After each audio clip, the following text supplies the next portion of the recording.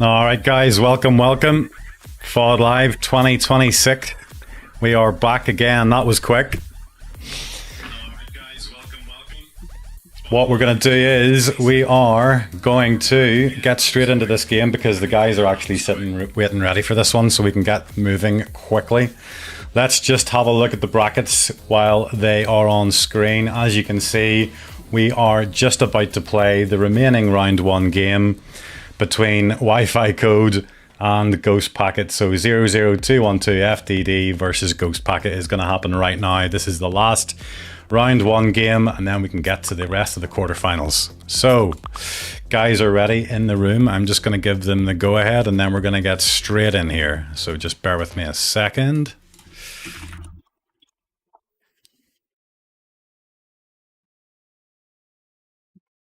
Once the guys have made the game, we will go in, and the game has started. So again, this is the last of the first round matches. Race 2-3 format. And we had GhostPacket with the break off. And as you can see, nothing went down, so he's got given control over to Wi-Fi here.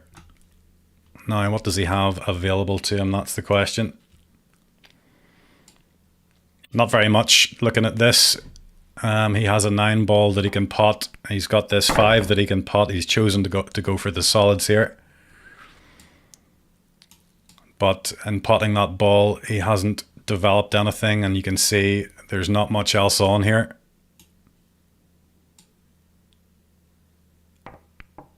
So just trying to play some sort of containing safety. GhostPacket doesn't really have that many options here. He's just kind of nestled in amongst the balls, and he doesn't really have anything easy.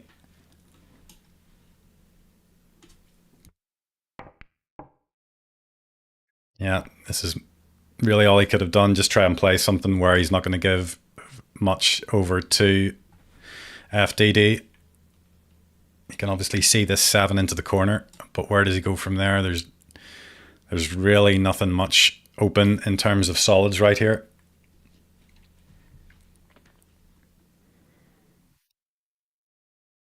Yeah, there's not even a good way to develop the balls off this 7. You can see he's tried to kind of power it in and bring the white over there just to see what happens, but it was very much of a kind of hit and hope shot without too much he could really control.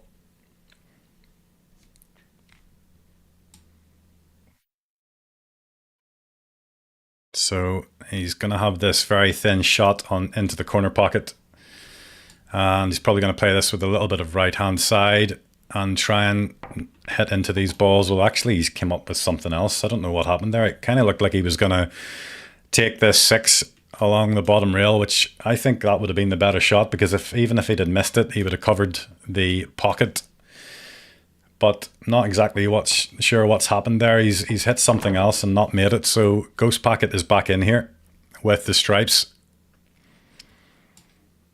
And well, I'll tell you, it's not a very easy run out. And there's a bit of hitting and hoping here going on.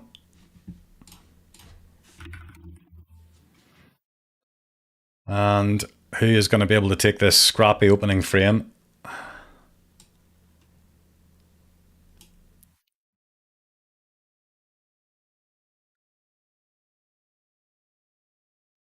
Yeah, I mean, there is a possibility of a clearance here, but he will have to move 1 or 2. It's just this 6-ball really isn't an awkward. Actually, it goes into that corner pocket. My bad. It goes into that corner pocket, so he's okay. He's just potted that 4, which was really the only awkward ball, and now he can just pot this 3 to the middle, hold the white roughly where that 3-ball is, play the 1, then play the 6, and then play the black ball for a 1-0 head start. Is that going to be the route he takes? Well, actually, he's gone the other way, and I think my way was better. I'm not sure about you folks, but I think my way was a bit more simplistic than that. He's chosen to pot the 3 with a little bit of backspin for the 6, but that has, you can see there, he's landed a little bit awkward there. So I mean, he's still fine, but he's just going to have to make sure that whenever he does pot this 6-ball, he's definitely going to be on the 1 here.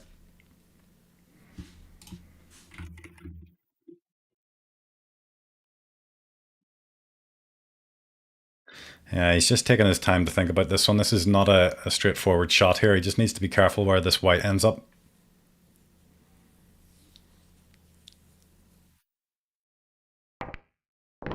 Yeah, and you can see he almost went in off there. So he just needed to be careful where that white landed, but he's actually landed okay. He's got the 1 ball into the middle.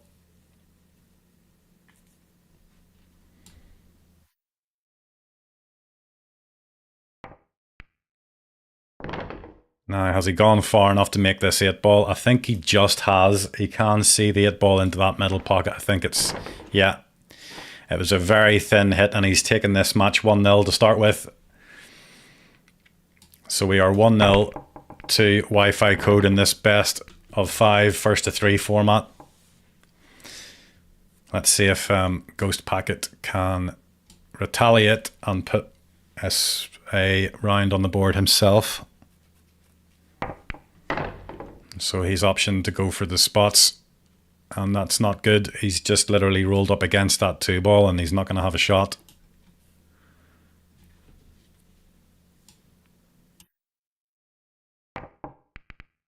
Yeah, do you know what? That 2 actually was going in, I think, but he just didn't hit it hard enough, and he's brought another ball out that's hit it, so he's missed it, and he's left something here for FDD. I think that 9 does go, actually. He's just played, I think that's just a little safety shot. Control that pocket and force GhostPacket to do something.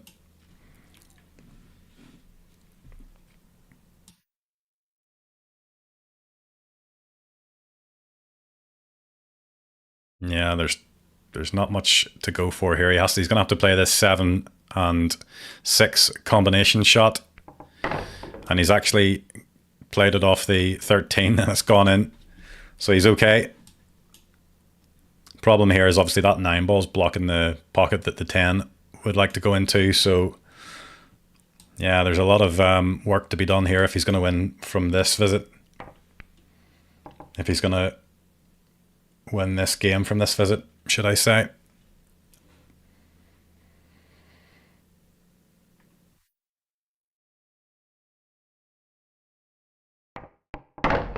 Yeah, there's one of the FOD specials. We've had a few of them so far in the tournament, and there's another one. And as I said before, it's definitely a shot that you can use to get yourself out of trouble.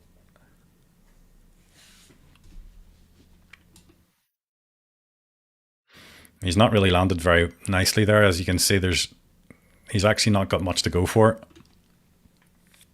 Being on the stripes here, I mean, he could try and pot the 9 in off this 12, or he's actually gone for the 12 into the middle. He's kind of, I mean, he's got control in this match because, or in this game, should I say, because he has that 9 ball over the pocket. Also, GhostPacket does have a tied up ball in this 5.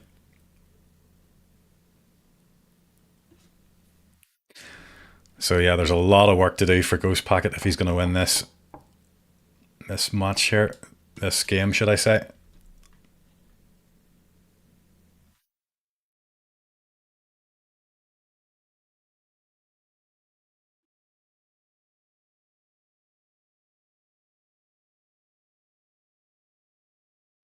So I wonder will FDD actually try and run out from here, because he does have the chance to play this ball he's looking at into the middle and then play the 10-9 combo and then try and run out, or does he try and maybe play this shot and then lay up somewhere? But I think the more aggressive strategy is potentially a better one. He's gone the other way, so he can just pot this 9 and open up the 15 and the 11.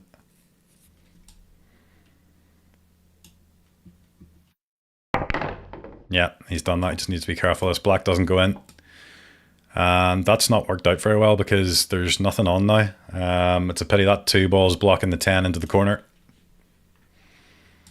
and he doesn't have access to either of the other two balls. So this is actually gone very awkward here for FDD.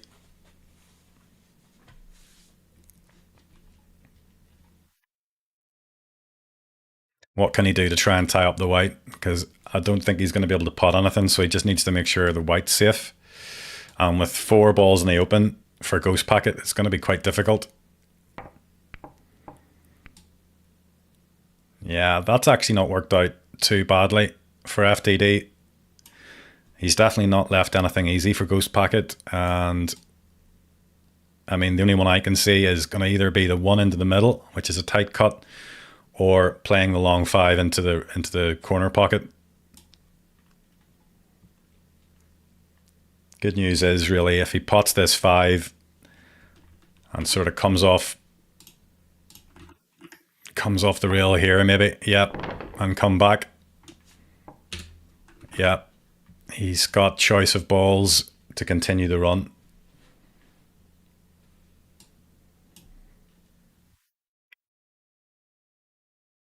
He's probably going to play the 1 here, play the 7 into the middle, then play the 2, and then play the 8. So he probably wants to land somewhere here with a white, which he's done, but guess what? He's missed a pocket. He's missed a pot, and wouldn't you know, FDD is back in, and there's a really good chance he's going to mop up from here. You wouldn't expect him to miss these 3 in the blacks over the pocket. This is almost done and dusted, this frame, you would say. And I tell you what, GhostPacket will be kicking himself, because that was really a very straightforward 1 ball to the corner pocket, and that would have brought him right back into this game at 1-1, and it now looks like FDD is going to take this match up a level with a 2-0 head start, and he'll only need 1 more frame to win this first round game.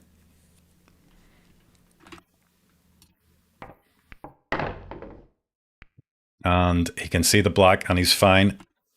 So this looks like 2-0 is going to be the score. Now, it's actually FDD's break as well. So if he can pot something off this break,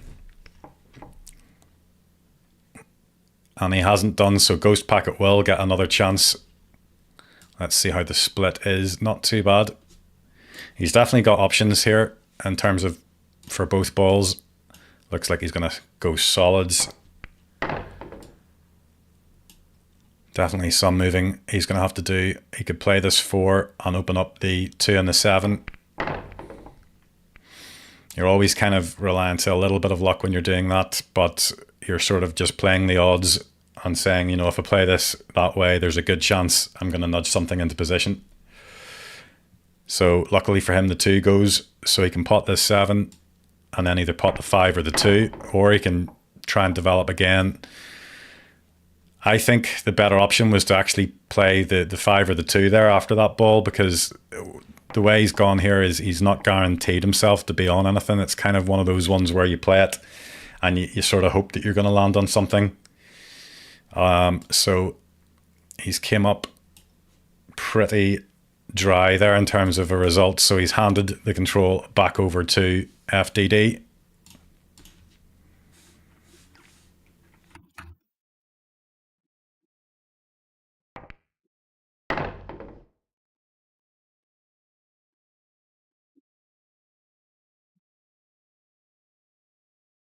So FDD with the stripes here, he's got a few balls to pot.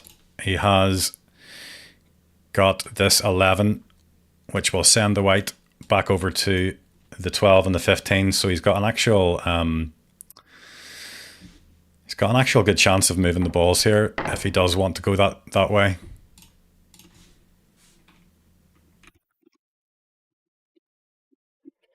Someone just asking how to join the tournament. Unfortunately, this tournament is completely locked down at the moment. We've got our 16 players and the tournament is in full effect at the moment. So if you do want to play, you're interested in playing, we'll definitely be having more tournaments, that's for sure. Just keep your eyes peeled on the website, on FlyOrDie and on YouTube. We'll be announcing more tournaments soon.